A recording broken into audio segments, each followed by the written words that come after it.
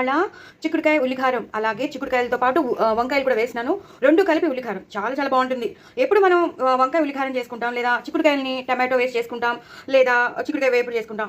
నేను మాత్రం ఇవాళ 2 కలిపేసి ఉల్లికారం చేద్దాం అనుకున్నాను. సూపర్ ఉంటుంది. సో వంకాయలు తరిగి పెట్టేసుకున్నాను, ఉల్లిపాయలు తరిగి పెట్టేసుకున్నాను. ఇక్కడ ఉప్పు కారం రెడీగా ఉంది. ఇక్కడ నేను మిక్సీ పడుతున్నాను. ఫస్ట్ ఉల్లిపాయలు వేసుకున్నాను, తర్వాత ఎండుమిరపకాయలు వేసుకున్నాను, పసుపు వేసుకున్నాను, ధనియాలు, జీలకర్ర, నువ్వులు, అంతే, ఇంకేం వేయక్కర్లేదు. ఇవే మసాలా. మనకి తగినంత ఉప్పు చూసుకుని వేసుకోండి. ఎక్కువైపోతే మనం మళ్ళీ నేను తీసేసాను చూడండి, నేను ఎంత వేయలేదు. అలాగే కారం ఉల్లికారం కాబట్టి ఆ మాత్రం పడుతుంది.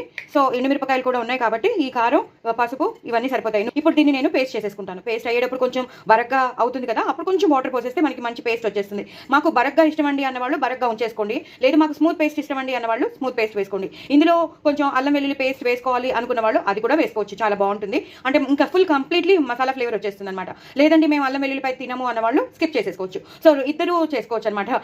ఇష్టం లేని వాళ్ళు, అంటే అల్లం వెల్లుల్లి వేసుకునే వాళ్ళు, వేసుకొని వాళ్ళు ఈ కూరని చేసేసుకోవచ్చు. నేను బాండి పెట్టేసుకున్నాను, తగినంత నూనె వేసేసుకున్నాను, జీలకర్ర, ఉల్లిపాయలు వేసేసుకున్నాను. ఇలా సన్నగా తరిగి పెట్టుకోవాలి, పొడుగ్గా సన్నగా తరిగి పెట్టుకున్న ఉల్లిపాయలు వేసేసుకోవాలి. ఇప్పుడు నేను పసుపు వేసేసుకుంటాను. ఇంక ఎలాంటి గరం మసాలా పౌడర్స్ కానీ ఎలాంటి పౌడర్స్ వేయక్కర్లేదు. ఇప్పుడు నేను ఇందాక మనం చేసి పెట్టుకున్న మసాలా పేస్ట్ ఉంది కదా, నేను ఇందాక మీకు చెప్పాను ఆ మసాలా పేస్ట్ ఎంత కావాలో, ఎందుకంటే మనం అన్ని వేసినవన్నీ పచ్చివి కాబట్టి. సో ఇందులో ఇప్పుడు వేసేస్తే మొత్తం ఈ మసాలా పేస్ట్ అంతా మనకి వేగిపోతుంది. వేగిపోయాక అప్పుడు మనం వంకాయలు కానీ చిక్కుడుకాయ ముక్కలు కానీ వేసేసుకోవచ్చు. సో నేను ఎంత వేయాలనుకుంటున్నానో అంత వేసేసుకుంటాను. వేసేసుకుని దీన్ని ఇలాగా వేయించేస్తాను. మసాలా బాగా ఉల్లిపాయలు బాగా వేగిపోతుంది కదండి. ఇప్పుడు కొంచెం కరివేపాకు వేసేసుకుందాం, అలాగే వంకాయ ముక్కలు వేసేసుకుందాం. బాగా నూనె వదిలేస్తుంది కదా, అంటే మసాలా బాగా వేగిపోయినట్టు.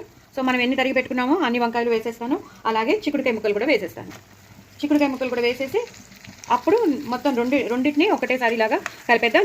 వాటర్ ఏం పోయకూడదండి, జస్ట్ ఇలా ఈ మసాలాలనే బాగా వేగాలి. కొంచెం సాఫ్ట్ అయిపోయాక అప్పుడు మనం వాటర్ పోసుకోవచ్చు.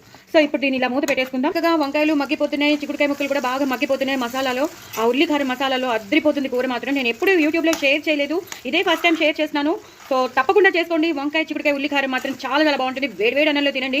ఎన్నిసార్లు తింటామో మనకే తెలియదు. ఇంకా మీరైతే మర్చిపోతారు, మళ్ళీ చేసుకుంటూనే ఉంటారు. ఇప్పుడు కొంచెం సాఫ్ట్ అయ్యాయి కాబట్టి కొంచెం వాటర్ పోసేద్దాం. ఆ మిక్సీలో వాటర్ నేను పోసేసి నేను ఇప్పుడు మూత పెట్టేసుకుంటాను. సో ఈ వాటర్ సరిపోతుందండి. దీన్ని ఇప్పుడు మూత పెట్టేసుకుందాం. నెక్స్ట్ ప్రొసీజర్ ఏంటో మీకు మళ్ళీ చూపిస్తాను. కూర అంతా దగ్గరగా వచ్చేసింది, చాలా బాగా వేగిపోయి ఉడికిపోయి మన వేసిన వంకాయలు కానీ చిక్కుడుకాయలు కానీ ఆ మసాలాలో బాగా ఉడికిపోయి. ఇప్పుడు నేను ఎలాంటి గరం మసాలా ఏమీ వేయద్దన్నాను, బట్ కొంచెం సాంబార్ పొడి మాత్రం వేసుకోవచ్చు. నేను సాంబార్ పొడి వేస్తే మంచి గుమగుమలాడే కూర వచ్చేస్తుంది మనకి. ఆ ఉల్లికారంతో పాటు ఈ సాంబార్ పొడి కూడా వేస్తే అద్రిపోతుంది.